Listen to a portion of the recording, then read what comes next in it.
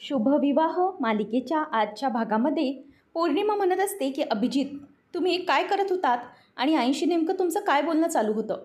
त्याच वेळेला अभिजित तिला ओरडतो आणि म्हणतो की या सगळ्याची तुझं काय घेणं देणं आहे आणि या बाबतीत तुला काही माहिती आहे का.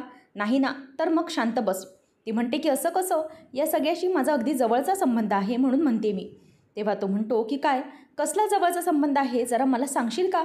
तेव्हा मग आता पौर्णिमा मनातल्या मनातच पुटपुटत म्हणते की जवळचा संबंध म्हणजे या सगळ्याशी तुम्ही बांधले गेले आहात, हे सगळं मला माहीत आहे, असं मनातल्या मनातच ती बोलत असते आणि ती त्या सगळ्यामध्ये मिश्किलपणे हसत असते. त्याच वेळेला अभिजित म्हणतो की काय गं, कसला विचार करतेस. तेव्हा तितक्यात रागिनी येते. रागिनी म्हणते की बघ अभिजित, हे तांडेलला द्यायचे पैसे आहेत, आज तरी ते पैसे वेळेवर पोचव म्हणजे झालं.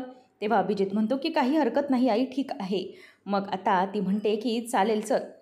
त्याचबरोबर आता इथे अभिजित आणि रागिनी म्हणत असतात की कालचं प्रकरण तर निस्तरलं गेलं आहे, पण पुढे काय होईल, ही भूमी काय करेल सांगता येणार नाही. त्याच वेळेला आता रागिनी म्हणते की हे तांडलचं प्रकरण झाल्यानंतर त्या भूमीचा काहीतरी निकाल लावला पाहिजे बाबा, नेमकं हिचं काय चाललं आहे ना बघितलं पाहिजे. तेव्हा तो म्हणतो की पण कालचं प्रकरण तर झालं आहे ना बाजूला, आता काही हरकत नाही. त्याच वेळेला आता रागिनी म्हणते की नाही नाही, तिचा काही नेम नाही, तिच्या काहीतरी लक्षात यायचं आणि ती काहीतरी करायची. त्याच वेळेला पौर्णिमा म्हणते की आई, पण मला कळत नाही आहे हे कशासाठी, म्हणजे हे पैसे आणि सगळं, आणि हा तांडेल कोण आहे. तेव्हा मग रागिनी येऊन म्हणते की काय गं, तुझा मेंदू केवढा आहे, तुला मी काय सांगितलं होतं. तेव्हा ती म्हणते की जिरा गोळी एवढा. तेव्हा रागिनी म्हणते की नाही, जिरा गोळी नाही, मोहरीच्या दाण्या इतका आहे.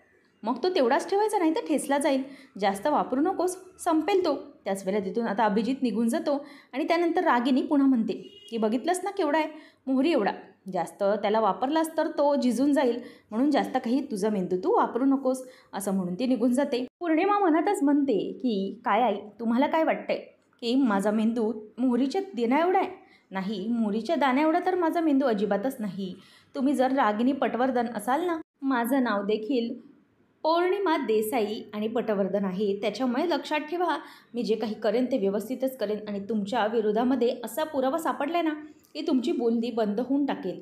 आणि दुसरी गोष्ट, मांजर कितीही डोळे मिटून दूध पिण्याचा प्रयत्न करत असली तरी तिला जग बघत असतं, तसंच तुमच्या बाबतीत झालं आहे. सध्या मी काही बोलू शकत नाही कारण माझा नवरा तुमच्यासाठी या सगळ्या खेळात सहदारी आहे म्हणून, पण वेळ आल्यावर मी नक्कीच सगळं बाहेर काढेन. भूमी म्हणत असते की बरं, आपल्याला आज सगळी पिठं काढायची आहेत, ज्वारीचंही पीठ संपले आहे. त्याचबरोबर आता आजी येते. आजी आल्याबरोबर भूमीला विचारते की बाळा, तुला आता बरं वाटतंय का, नाही म्हणजे काल जे काही झालं त्याबद्दल त्रास नाही ना. तेव्हा भूमी आता हो असं म्हणते. नंतर मग भूमी म्हणते की हे बघ, तू जास्त त्रास करून घेऊ नकोस गं, वेळोवेळी आराम करत जा. आणि भूमीला ती म्हणते की अगं, आपल्याला ना काल ना काही गोष्टी दिसल्या होत्या, पण त्या तुला सांगायचीच विसरले मी. माझ्या रूममध्ये ना झुरळ दिसलं होतं. भूमी म्हणते की मग मी रागिनी मॅडमची खोली आवरायला घेऊ का. नाही, कसं आहे ना, त्यांची खोली राहिली होती, त्यांच्या कपाटात घेतला हात तर चालेल ना. तेव्हा मग आजी म्हणते की हरकत नाही, तिला माहिती तुझ्याकडे किल्ले आहेत, आणि अगं भूमी, तू घराची सदस्य आहेस, बिंदास जा. तर रागिनीला ही सगळी न्यूज पौर्णिमा जाऊन सांगते की तुमच्या खोलीमध्ये भूमी शिरली आहे. आता भूमीच्या हाती काही लागेल असं तर आई तुझ्या कपाटात नाही ना, असं अभिजित विचारतो. त्याच वेळेला भूमी कपाटामध्ये साड्या व्यवस्थित लावते आणि त्यानंतर तिच्या हाती प्रॉपर्टीचे पेपर्स लागतात. आता आकाश जात असताना आजी म्हणते की काय रे, तुला भूमीला भेटायचे आहे का. तेव्हा तो नाही नाही असं हसत म्हणतो. आजी म्हणते की चल लबाड, मला माहीत आहे, भूमीचा चेहरा बघितल्याशिवाय तुझ्या दिवसाची सुरुवात होत नाही, चल मी नेते, असं म्हणून ती घेऊन जात असते. त्याच वेळेला मग आता भूमीच्या हातामध्ये ते प्रॉपर्टीचे पेपर्स लागतात, ज्याच्यावरती भूमी महाजन अशी सही असते.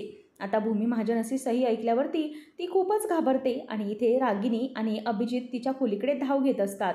तितक्यातच भूमीला चक्कर येते आणि ती खाली पडते आणि तिथे पहिल्यांदा आकाश आणि आजी पोचतात आणि भूमीला विचारतात की काय झालं आहे. त्यानंतर रागिनी, अभिजित आणि पौर्णिमा पोचतात.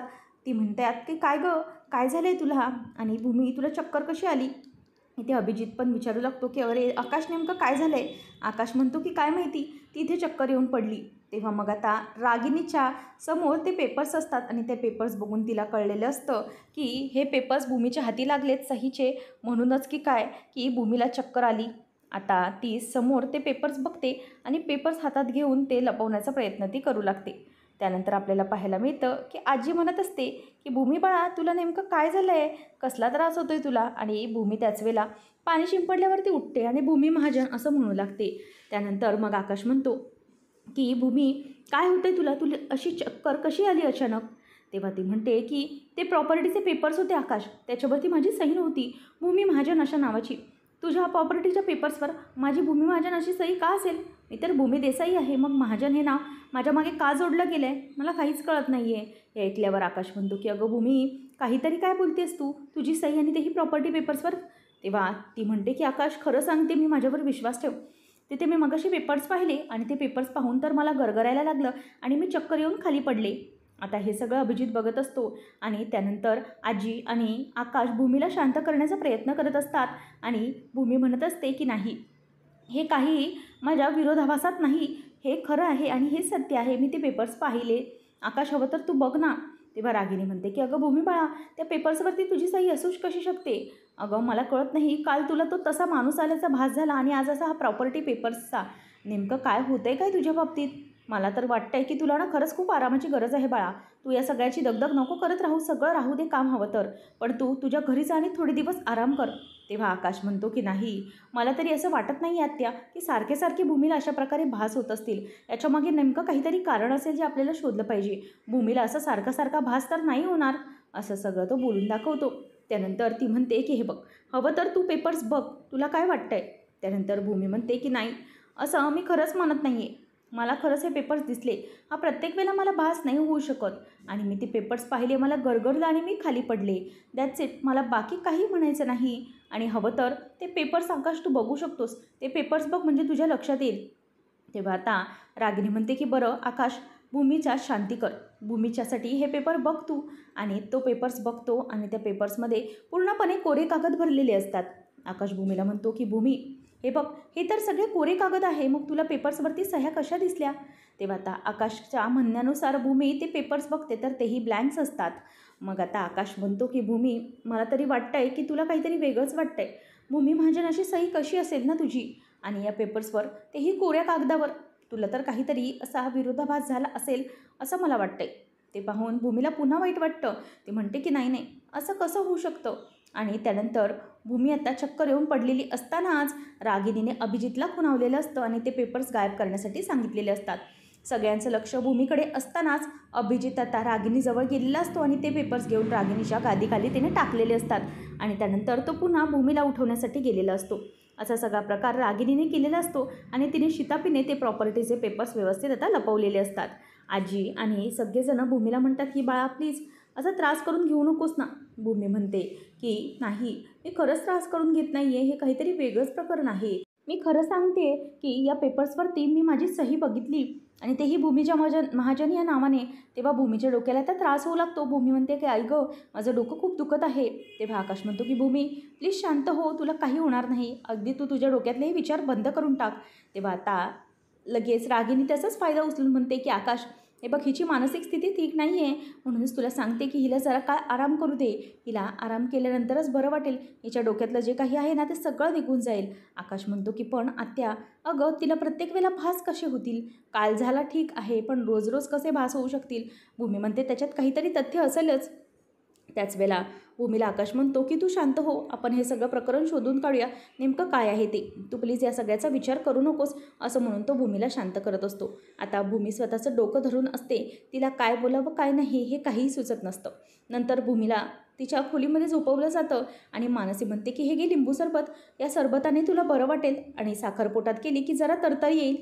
तेव्हा आता भूमी म्हणते की मनू, तुझाही माझ्यावर विश्वास नाही आहे का?